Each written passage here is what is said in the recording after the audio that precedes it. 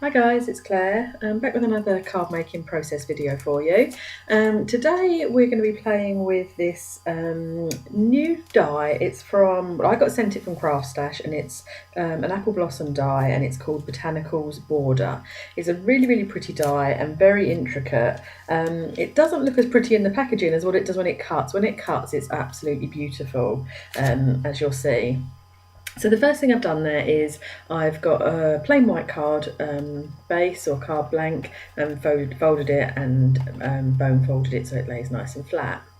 I'm now sticking on top my piece of Stampin' Up! Night of Navy cardstock, which I've cut down just to fit nicely on there.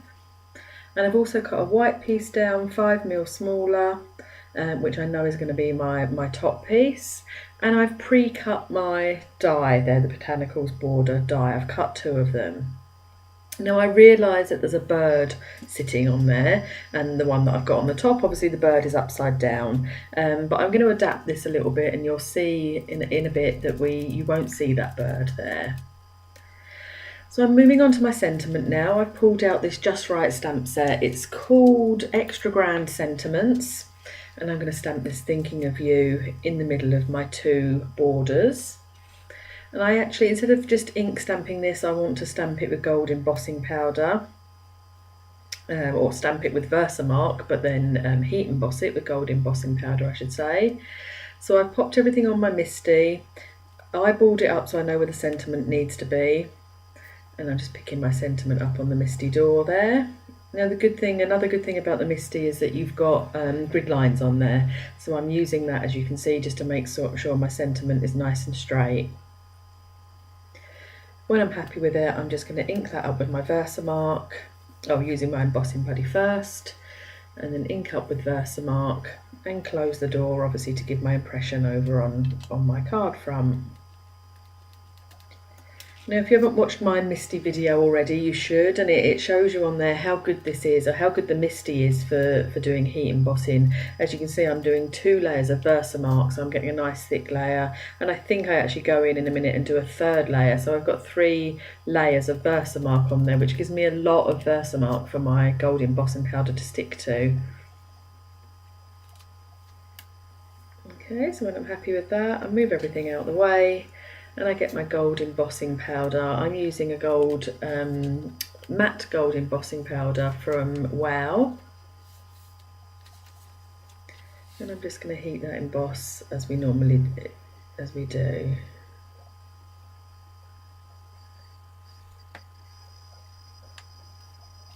So just shaking off the excess, making sure I'm happy with that. And then I'm going to heat emboss it, which I've sped you up through that part so it's not so boring for you to watch.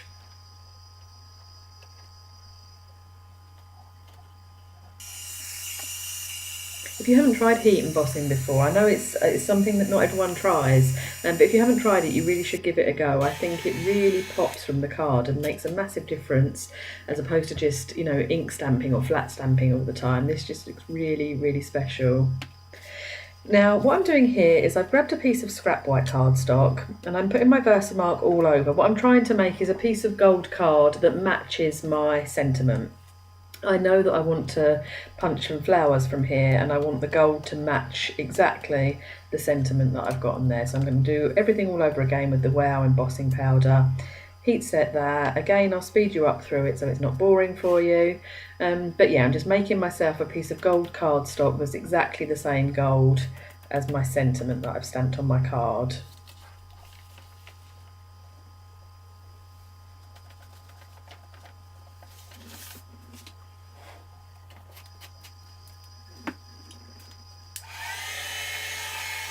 If you're anything like me, you like watching this dry. I think this is brilliant to watch this change from being just a dull powder to a lovely gold surface. Don't know why, I just find that fascinating. Okay, so now I've got myself a nice gold piece of card. Okay, so I'll pop that aside for 1 minute, and I'm going to assemble my card front now. So I'm going to flat stick my white piece down onto my navy piece, and as always I'm using my Scotch ATG gun.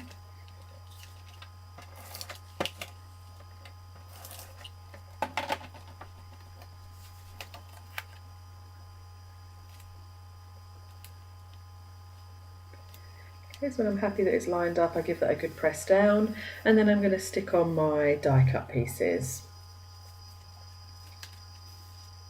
Now these again are just being flat stuck, and I use a bit of double-sided tape to stick these down, and also a little bit of Tombow adhesive as well.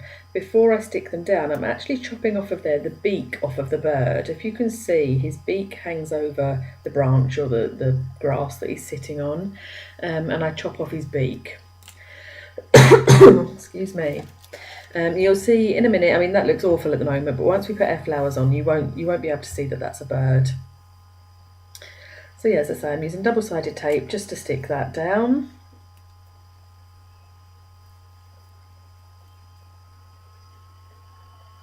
The only reason I use tape there is that my Scotch gun, the tape is actually too wide to go along that bottom strip. I would have quite happily used my Scotch, but as I say, it's a bit too wide and would have made a mess. So I've stuck that down. I go in with a bit of my Tombow glue, just to pop a tiny bit of glue behind some of the bigger flowers and the bird there, just so that it lays a little bit flatter. And I do exactly the same with the piece on the top, which I'm just going to speed you up through, because you've seen me do it once, you don't need to see it again.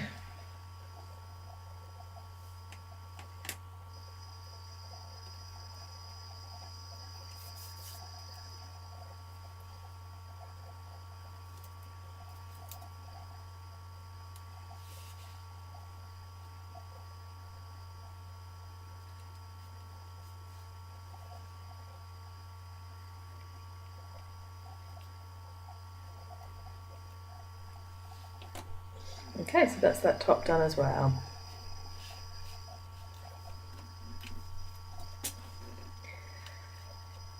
Right, so now I'm happy with that. I know that I just want to go and pop my flowers on there, so I go back to my piece of gold cardstock that I made, using a Stampin' Up flower punch to punch out some flowers, and I only want the smallest and the medium size. I know that I don't want the large flower on there, so I'm just turning it over so I can see what I'm punching, and I punch out some of those. I think I do 6 in total.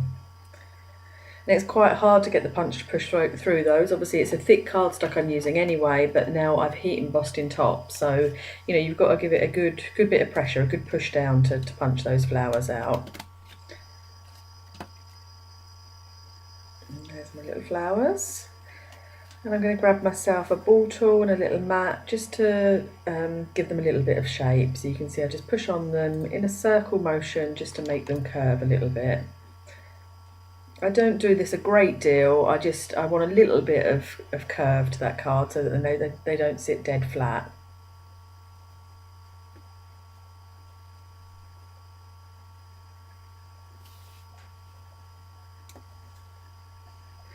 Okay, and then I'm deciding where I want them. Obviously the biggest ones there have gone right on top of what was the bird, and now you can't see, it's impossible to tell that there was even a bird there.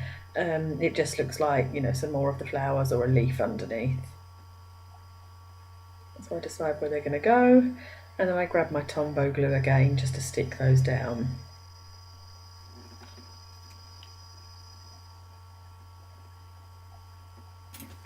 Okay, by the magic of video, they're all stuck down, and now I've grabbed from my stash just some gold gems. These are really old ones. I'm just trying to use up what's in my stash. I think they're by Dovecraft. And I do a little cluster of 3 gems on the bigger flowers, and then just 1 in the smaller flower, as you can see.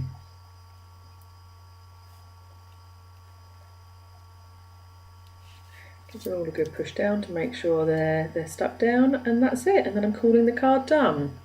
Now, as I say, I've made two cards for you, and this video is going to be part 1. If you click on over to the next video, you'll see another card I make using the same die and virtually the same colours.